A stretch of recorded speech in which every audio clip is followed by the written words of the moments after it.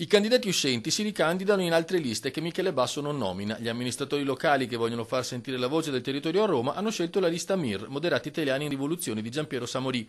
A parlare così è il sindaco di Meolo, numero 3 nella lista per la Camera nella circoscrizione Veneto 2. C'è una grande delusione nei confronti dei partiti tradizionali.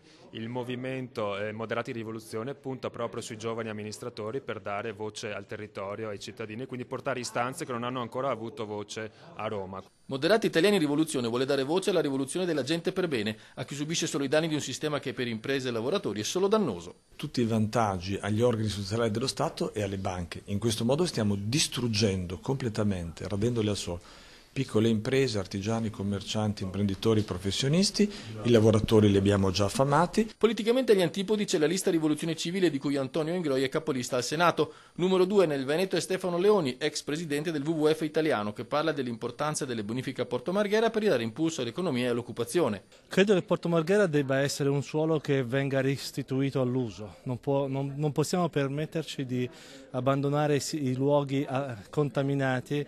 Ma al recupero di Porto Marghera si devono affiancare il recupero e la valorizzazione del territorio circostante. Non riesce a ricondursi all'interno di una gestione più ampia come tutta la laguna veneta di Venezia, in tal caso potrebbe essere un fallimento, occorre guardarlo nel suo insieme.